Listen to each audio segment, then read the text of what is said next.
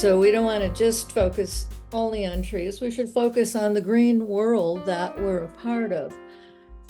That world is, as we know, very threatened right now. And we've kind of lost our balance in a serious way of how we interact with all of nature. How we right that balance is by coming to a new, deeper understanding of the depth of that interaction and dependency, and taking actions that we need to take to right the balance, to begin to care for this community of life that we're a part of. Welcome to Connecting with Coincidence. I am your host, Bernard Beitman. I love trees, and we will be talking about trees in great depth today and what we can learn from them, and what maybe we can help them, because some of them are talking to us and saying, why are you doing all this crazy stuff to the planet and to us? But that's another question that I think we'll get to. Trees were one of the oldest dominant life forms on Earth. In New York's Catskill Mountain Range, a fossilized forest has their root system mineralized, and the imprints seen today outside of Cairo, New York, look remarkably similar to those of our own forests today. These old root systems suggest that trees came upon the strategy of roots early on, and they've stuck to it essentially until our present time. The roots branch out in sturdy and intricate patterns, these old ones, and were able to guzzle up water and nutrients through the roots of the plants at the time better than other plants were able to, and offered support because they're so broad and strong that we associate with the trees today. Well, I'm of the opinion that trees are people, or people are like trees, or that we're more similar than we think. Even though there's a lot of differences, there's a consciousness in trees and a community in trees that is not unlike what we could have, and some of us do have here in this reality right now. What could these lumbering giants teach us? Their root systems may be clues in how they interact with each other and inform each other and help each other. In this episode, we take a closer look at becoming trees, or at least becoming more like trees. And we will be talking about this book and its author, Judith Polich. And this is Why Can't We Be More Like Trees? Well, we can be, and we are. We just have to recognize that we can be and that we are. So recognizing the trees starts with recognizing Judith. Welcome to the show, Judith. Thank you. Pleasure to have you, and pleasure to have another tree hugger hanging around. And I don't mean just tree hugger. I mean, you are a scholar of our lumbering giants and the smaller ones too. Judith is a retired lawyer, an environmentalist, a wetlands advocate, and an advisor to New Mexico state parks on climate change, resilience, and mitigation. And that's the key idea. How do we slow down what we're doing to ourselves and our other living beings? She holds a master's degree in science and environmental studies and environmental education from the University of Wisconsin, the author of a climate change column in the Albuquerque Journal entitled Cutting Your Carbon Footprint, and the book Return of the Children of Light. She lives in Santa Fe. Judith, welcome to the program. So glad to have you with us. Well, thank you for having me. You're welcome. And we're going to be talking about trees. So when the book, your book title is Why Can't We Be More Like Trees?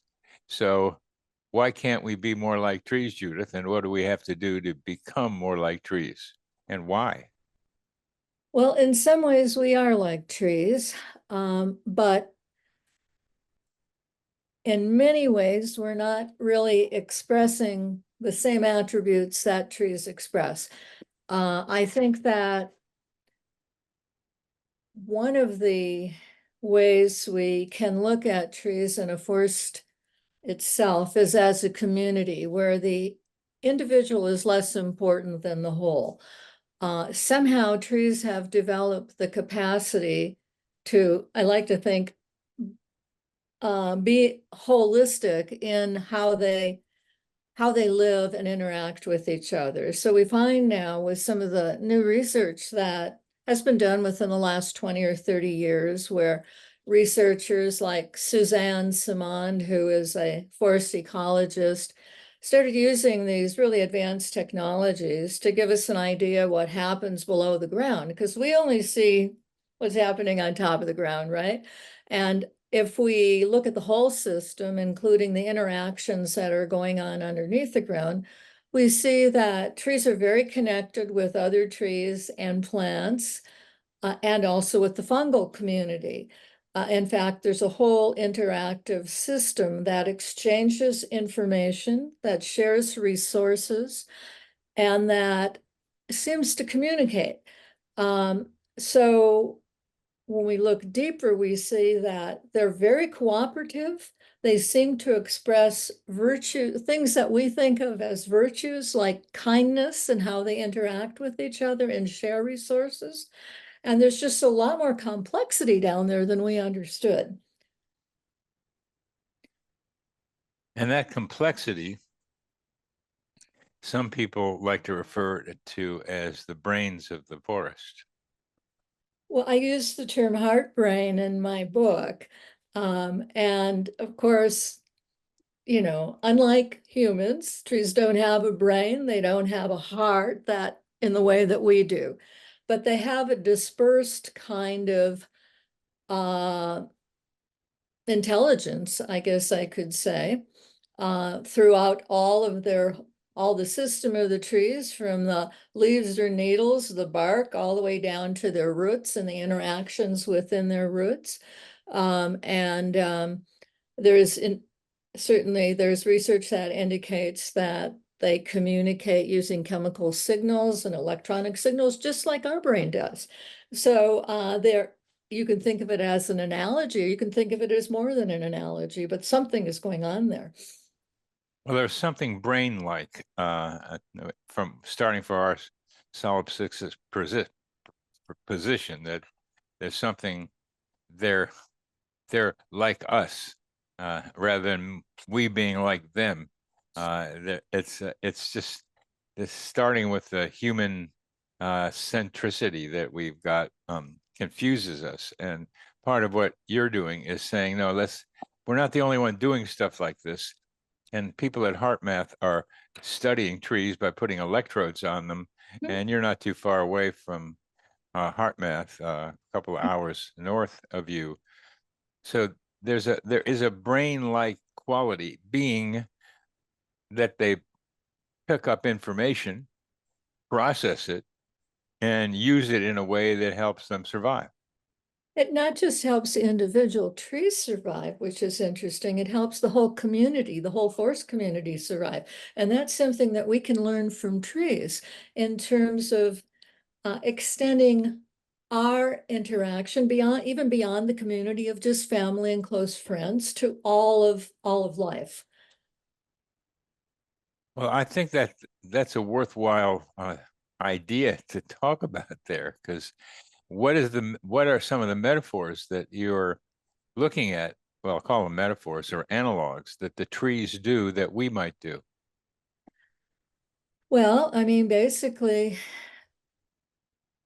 they we there's something called the mother tree, which is a term used by Susan Simond, which is usually the largest tree in a forest. And the kind of forests we're talking about aren't plantations. They're established forests that have diversity in them. And the mother tree is usually the largest, oldest tree. The interactions that have been documented are from the roots of the mother tree. They extend out to all their offspring, and they feed their offspring for a long period of time. And just like we do, and maybe, but possibly even longer. They also feed other trees, including trees that aren't, they're in their own species. So they're feeding and caring for a larger community. And of course, this makes a lot of sense because if the community of the forest is whole and vital, all the trees in the forest are healthier. So it makes sense to take care of everybody rather than just yourself and your immediate few family members. They learned that long time ago, and we can certainly learn something more from them about how they, in terms of how they interact, how broad that interaction is. It extends to the fungal community. There are fungus associated with all the trees, and that's the what we see on the top of, when we're walking around, we might see a mushroom. That's just the fruit of the fungus. There's a huge network of fibers that can sometimes go on for miles within a forest. Well, they're part of the interaction and communication system between trees and within the whole ecology of the forest, because they will be working with the tree to exchange nutrients between other trees and plants. They will bring the tree water. They will bring the tree minerals like phosphorus and nitrogen that the tree roots can't reach. They even bring some things that can help medicate the trees. In exchange, they get sugar from the tree. That's how they exist. They exist from the photosynthesis that produces sugar that also feeds the tree roots, the tree offspring, and the fungal community. It's a really complex interaction.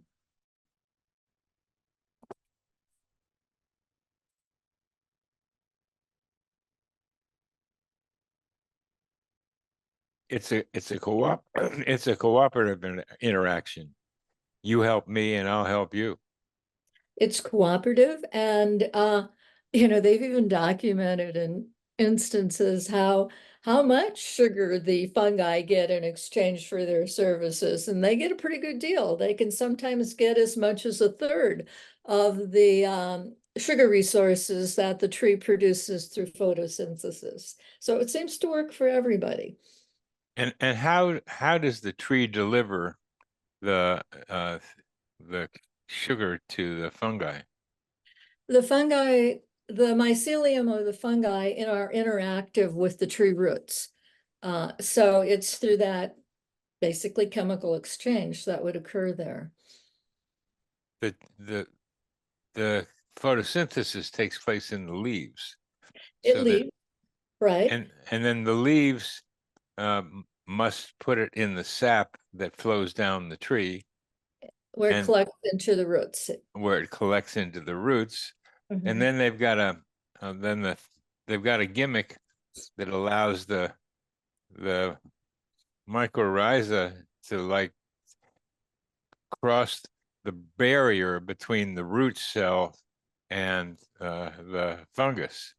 And that's got to be a trick that they had to learn after a while to make that transformation. I'm sure it's a chemical reaction, I'm sure. And yeah, I mean, it's incredibly complex. And uh, we're just kind of tapping the surface in terms of our understanding here. Uh, I think, like I said, it was only about 30 years ago that people started using these new technologies to get a sense of what's happening below the ground. And obviously, we need a lot more tree researchers. We need a lot more people to help us untangle the depth of this mystery. Part of this mystery is not only exchanging nutrients, but also exchanging some forms of information so that the trees in one part of the forest can get information from trees in another part of the forest, say from the mother tree, How does that information exchange take place? Well, trees, first of all, have several ways of communicating. One way of communicating is through the scents that they emit. You walk in a pine forest, you're going to smell a piney smell, right? That's pining, which is a terpene. It's one of the chemical compounds that type of tree will emit. Other trees can perceive those, and those scents can also, because they're chemical, can be transferred down below into the roots. And sometimes a tree will emit a scent when they're being attacked by a predatory insect. And that information can be communicated above ground as well as below ground. And part of the reason we believe that why they do that is to let other trees know that there's an insect invasion so they can put out other scents that will attract a predator of that particular insect. So, I mean, it's quite ingenious what they have evolved over time, and how they communicate both above and below the ground. There are some 2,000 different scents that different trees emit. So some people call it a type of language. Oh, that's pretty cool. So one bad guy shows up, uh, and then they say, "Okay, uh, let's get the bad guys against these bad guys, so that they can show up knowing that there's something to eat here that they would be interested in being able to eat, and that's going to help me or us, the rest of the trees." So that's pretty cool. That's a pretty cool thing. That's what I think you are so passionate about is that what the trees do, we could do ourselves, and this is the kind of um, description of calling in the guys that want to get the guys that are already attacking me. My my enemy is also your enemy, so I'll get you to come over and help me out here with and leave me alone. I mean, it's just that you're going to get just the guys that are the insects that are attacking me. Well, what about the underground communication? Because they can communicate by scent, by sending out a scent that they'll attract insects they might want to have, or send out a scent that tells the other trees there's problems I'm picking up. You be careful too. But underground, we've talked about nutrients being Mhm. transmitted. I'm interested in how information gets transmitted underneath the ground, as well as you can tell us we know right now.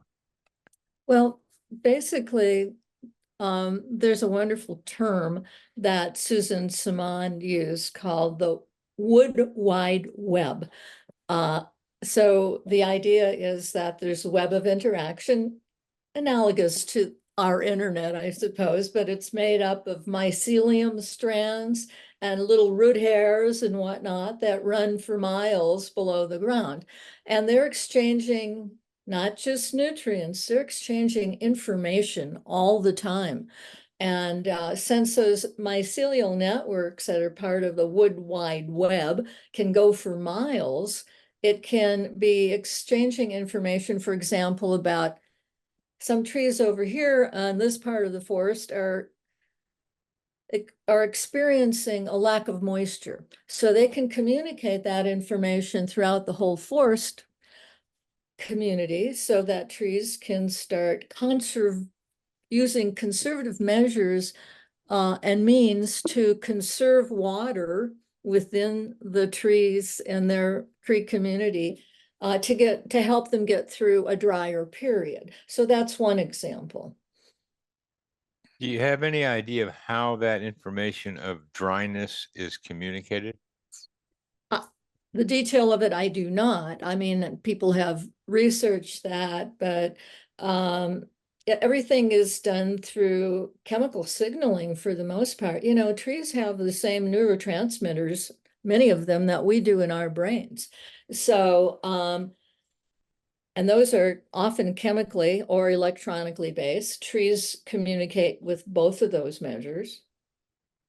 Yeah, and that's part of what's interesting to me, since I'm a psychiatrist, I am some familiarity with the brain and how it communicates with electrical and neurochemical signals. Then you have to translate those signals into some action. And there's some way that the wood wide web can transmit electrical, neurochemical information into action. In this case, preserve the water you've got. Don't be sloppy about it so much now. It's not coming around as much as it used to be, and that is a mind brain problem that we have currently. Is how do we go from neurochemicals to thought and action? And there may be a way of looking at the trees as an analogy for how that question between mind and brain can be answered, which is why I'm asking it. But the And important thing is we have like an internet under the ground that the trees operate under, and that the internet metaphor is a very important one to me for a variety of other reasons. That as above, so below. We have an internet underneath, and we have an internet floating around in our atmosphere. And I propose a thing called the psychosphere, which has its own form of internet that's not as mechanical as the internet that we all have come to know. So the cooperativeness, the kindness that trees express with each other is certainly what we can learn from them. How do we go about learning how trees can teach us about how to interact as humans? well, I think that we can look at it as an analogy. We can look at it as something deeper than an analogy. One of the purposes of my book is to present new narratives that are emerging that can help us deal with the climate crisis. One of them is the way that trees and plants seem to demonstrate behaviors that we think of as cooperation, kindness, altruism. There are lots of other aspects of how we can interact with the tree community. There are lots of ways in which the plant and tree community can help heal us of some of our dissociative and relatively dysfunctional behaviors in terms of how we relate to nature. And some of them are analogous, like I said. Some of them are far more than analogous because we depend on everything, absolutely everything on this planet from what we get from plants, from photosynthesis. We don't photosynthesize. So we eat plants, we eat animals that eat plants. We get all our oxygen, we get an enormous amount of cleansing of the air from trees. They created the whole environment in which we live. There wouldn't be soil on this planet if it wasn't for trees. I sometimes say it would be like a desert, but it would actually be more like the moon, the surface of the moon, if it wasn't for trees and plants. So part of it is just an acknowledgement of what the plant and the green community and the planet gives us. And if we can understand that, we can begin to shift how we interact. We can certainly start thinking of trees and plants as something other than just commodities that were put there for our use. And how do we go about doing that? You've mentioned some of the things trees do, soil, oxygen. How do we become more intersubjective with trees? Not just this is what they do for me. And I got to respect them for that. Well, one way is to spend time in nature. And I think that's a powerful healing opportunity to heal the human psyche, if you will. And there's a lot of research on the healing power of nature. It has a lot of different attributes, but people notice when they walk in a beautiful natural environment, after a while, they feel calmer, they're more relaxed, they have just let go of a lot of stress that humans typically carry. And there are a lot of different levels to the way that being in nature can heal us and can bring us back into a state of balance. Yeah. Some of it's I don't know if it's the terpenes, but some of the chemicals that trees emit directly can give us a sense of well-being that we can't get hanging around downtown Detroit, for example.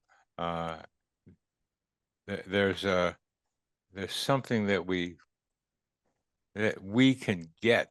Here we've been talking about what trees do for us, which is so important for us to know. We go out among them and feel better. We can recognize how they feed us oxygen and food. The chlorophyll from trees doesn't usually feed us, but it helps feed us indirectly because there's other plants that have the chlorophyll that we can produce stuff that we can eat. But we can eat the fruits of trees and make acorn flour and acorn bread out of some trees.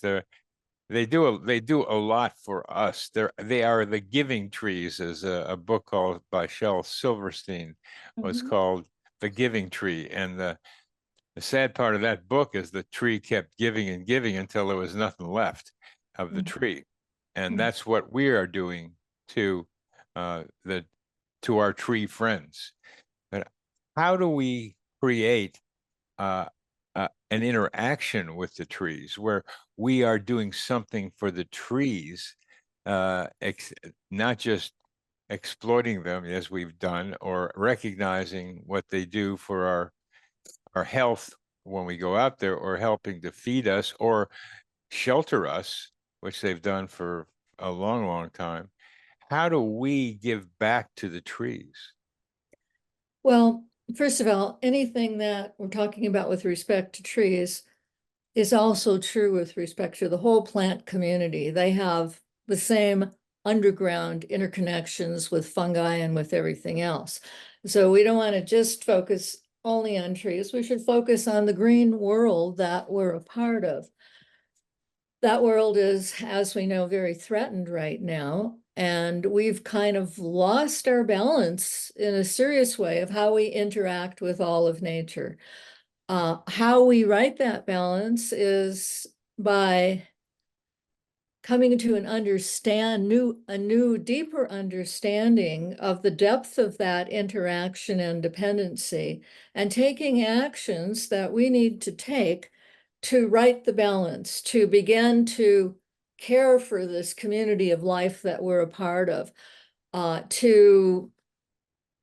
within the climate community, to set aside a third of all our land, a third of all of our water as reserves so that biodiversity can be maintained. To, of course, stop using fossil fuels and all the obvious things that are part of the climate crisis, but to take responsibility for our part of this contract, if you will, that we have with nature, to be the caretaker, not just the usurper and the exploiter.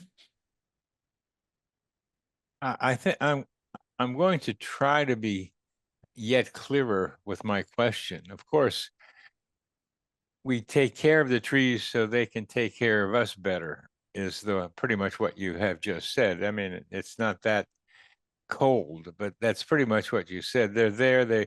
We have to have green spaces. We have to take care of the plants because they feed us, because they take care of us. And that's also very, very true. And if we don't do that, we're going to destroy ourselves as we destroy them.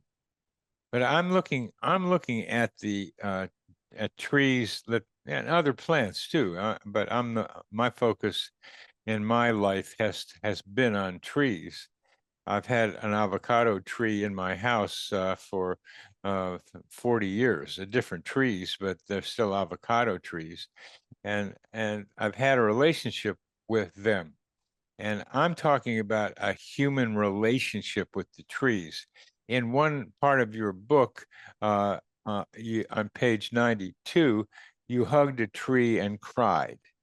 That that begins to talk about what I'm suggesting is that there was a love between the two, between you and the tree. Could you tell us about that? Well, basically, if we allow ourselves to fully be in nature, we lose our sense of separation and we can be more attuned with everything around us. And sometimes people just want to hug trees.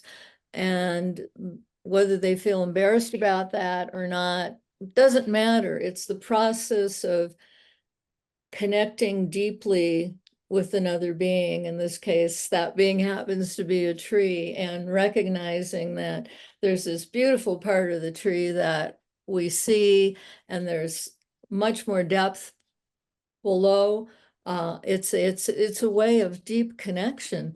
And there may be chemical reasons in our brains why we have these emotions and feelings and this depth of understanding, but rather than go there, just be there and let the natural healing properties of being in nature work for you. Just let go of your egoic self and just kind of merge with what's around you. That's the experience that I'm talking about. It's so important to be able to merge with the trees and become part of them and recognize our oneness with them. That's so important. And what I'm moving toward is to mention, as I have several times on this podcast, that I communicate with trees. And it's not a communication of hugging, because the trees that I communicate with are down a hill and hard to get to. But I'm on a trail and looking at them. And one day, many years ago, I got stopped by the trees and began what is now a 15-year relationship with them. And it's funny things like they like me to sing to them. So I'm doing something for them that they like, and I can pick up a kind of smile from the trees when I'm singing to them sometimes. We form a rhombus, three trees and me, and we dance together. And those are some of the simpler versions. I've seen trees moving together as I'm standing there with them. And it's a perceptible movement, as they can in the wind. They can also move on their own. When I say trees are people too, I'm trying to suggest they are more like us than we know. They have brain systems, they have communication systems, they have their internet. And with me, and I've heard it from just a few other people, we can have telepathic communications with each other, so that I can hear them talking with me. I can hear them saying words to me that are meaningful to me. One example was they kicked me out of the forest one day, and they just said, "Get out of here. We don't want you here for 6 weeks." And I found out why is that I was doing too much thinking. and I wasn't doing enough appreciating of how beautiful they were. They wanted me to appreciate how beautiful they are, and they wanted to have that interaction with me.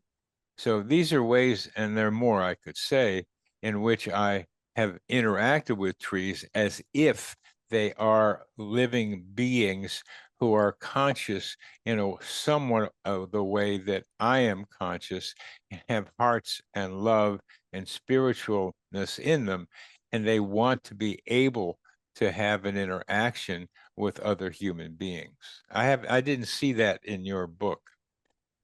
Well, one of the things that I talk about in my book is how time and nature helps us lose our external sense of self, our egoic self, so we can let go of the thinking mind, the cognitive mind, which is part of our executive brain function, and fall into this default mode part of our mind, which is much more holistic and interconnected. And I think that's the part that trees would like us to hang out with them with, that part of our mind, the more unified, holistic part of our mind. And in some ways, that's what your trees were asking you to do. Just be present, be here. We'd like to interact with you in a more holistic way. So they can teach us a lot about what it means to be holistic. And we can use that understanding to get into a deeper connection with all of nature. A lot of people love to garden, and there's a lot that happens when our hands are in the soil. And it's a similar kind of process because we're not so much in our head thinking about what we have to do tomorrow.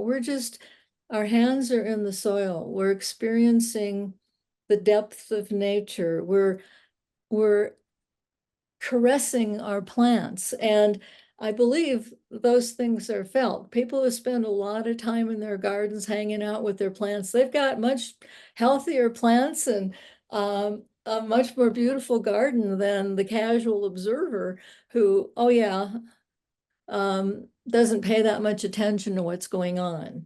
They want our attention. They want our attention. Yes. Yes, they want our attention. And there are various ways in which we can give them our attention.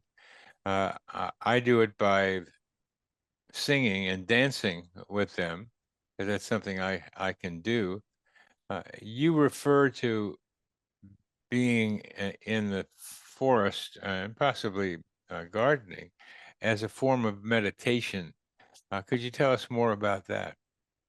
Well, because that's exactly what I was saying. When you get into this default mold of your brain, which is the softer, calmer, more intuitive, creative part of yourself, or in a meditative state, you can lose your connection with the external self and you can be more present. So one way to be with trees is simply to sit under a tree and meditate and just let it take as much time as it wants and just feel the embrace of the tree within your meditation. That's a simple way, and it can lead to a deeper connection. I don't know if, some people will go into the redwoods and will sit with these giant, amazing trees and just feel this depth of connection. And other people will do the same, will just sit there and kind of be letting their mind wander, and they'll have a totally different experience. So I think it's a matter of how we use our attention, our skills of calming ourselves from moving away from the external mind and into a deeper state. I think that's very important generally in how we want to interact with the rest of the world, period. And being in the forest, being with plants among trees can be a way of learning how to do that. There's a lot of people, including me, go to the woods feeling kind of jangled and come out feeling better. And there's something about their helping us uh, by allowing us to be there with them, which is one of the major things that I think you're trying to be able to tell us, that you had an experience when you were a child of being out in the forest and just feeling really good being there among the trees. And that's an important thing for all of us to learn from you, is to be able to be with the trees in a relaxed way. And you're referring to the default mode network in the brain that seems to quiet down when people are meditating and certainly taking psychedelics. And the Mhm. forest can help that to happen. You don't have to do either one of those. There's a movement meditation you can have in the forest that will do something similar to your brain and your mind, that can relax you and get you to in the now and lose some of what your ego might be demanding of you, which is why they kicked me out of there. I was just coming up with too many ideas, and they didn't want. And another time they kicked me out of there. They said, you're spending too much time with us. Go be social. Uh, Go interact with people. I mean, it's it, to me they're funny, and I mean I got a sense of humor too. So and they reflect back some of what we are. In your book, you mentioned the banyan tree as a tree of life, and there's a lot of different cultures have uh, a representation of the universe or universal knowledge in the form of a tree. Why is that? Well, it does, it is a universal archetype. It's found in basically every religious system has some reference to a tree of life. Um, the Inca and Maya thought of symbolized the tree as connecting to all of the cosmos. It's an important aspect of all of our evolving mythology as humans. The tree of life, the tree um, of knowledge, the tree. I mean, very different associations, but very much all the same. And of course, before the major religions rose, there were the older traditions, which were very tree-based, the Druidic traditions and other traditions. Even in many of the major world religions now, like Hinduism, trees are worshipped.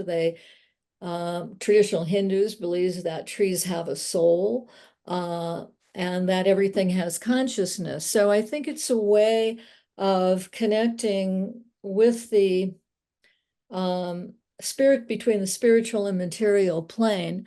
And the tree is a extraordinary metaphor to help us do that, an ancient metaphor. And certainly many of our current religious systems are based on older teachings as well. The trees have their root. The trees have their roots in the ground and their branches in the heavens. Right. Mm-hmm.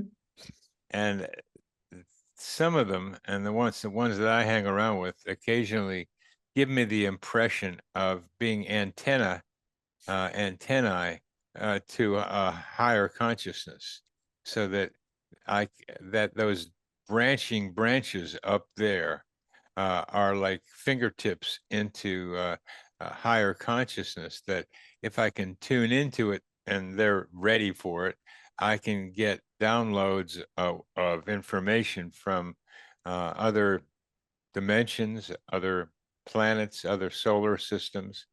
They appear to have that capacity once you tune into them and they tune into you. What do you think of that?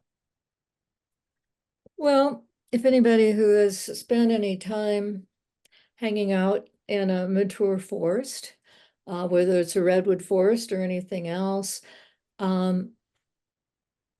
you can feel as a part of the external part of you maybe dissolves a bit, and you can merge with your surroundings in a deeper way.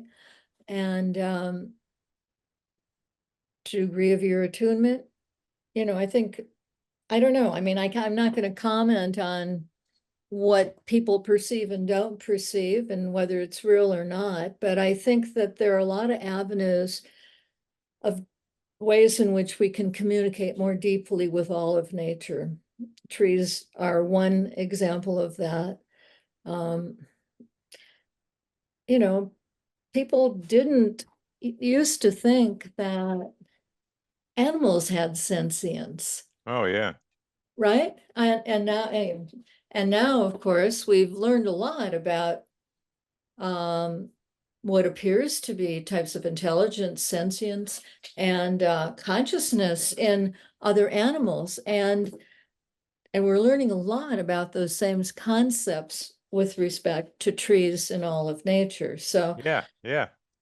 And a lot of people learn about the animals from their animals in their house, what exactly. they might call pets. I was talking to my younger son yesterday, and he has a dog named Walter, who is a character and who we pretend runs the house. And in a way, he does.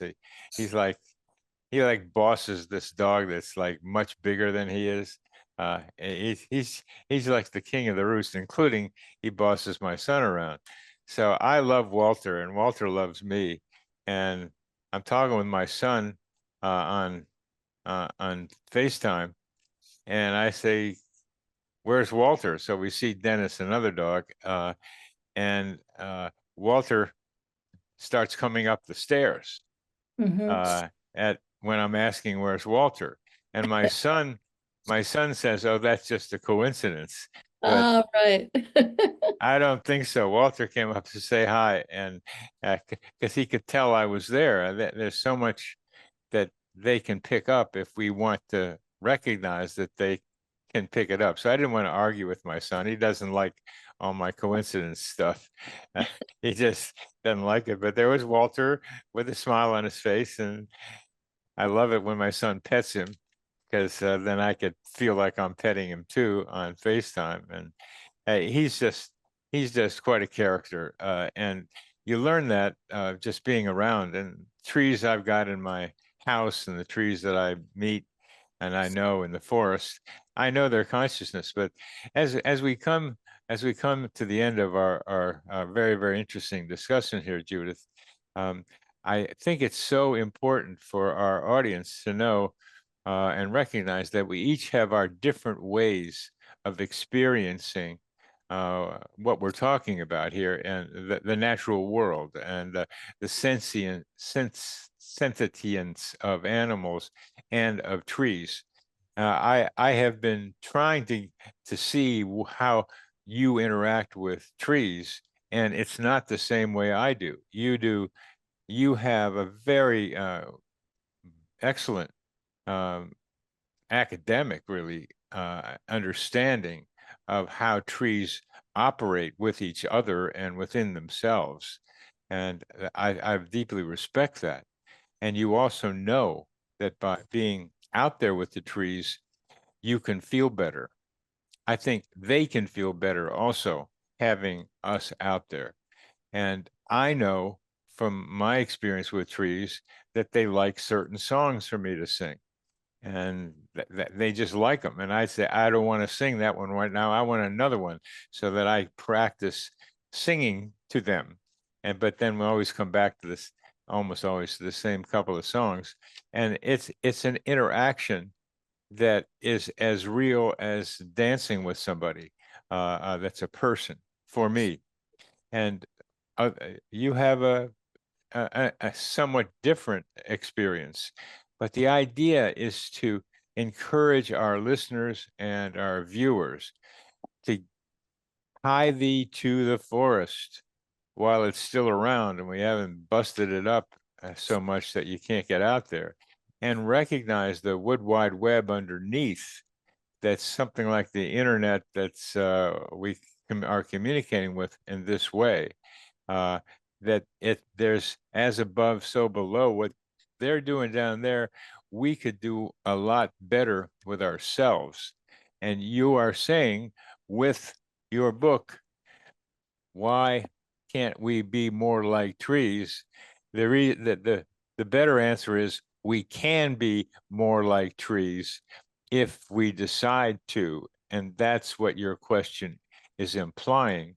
Let's decide to be kinder to each other, more cooperative with each other, and recognize the wonderfulness that nature has been bringing to us, has been, and will continue to do if we are able to pay attention to nature's needs, to not have us destroy them, but also nature's need for us, at least some of us, to sing to them, and for others of us to hug them, and for others of us simply to walk with nature and become one with nature and lose our sense of self and become part of the oneness that nature suggests that we can be. So, any parting comments as we say goodbye?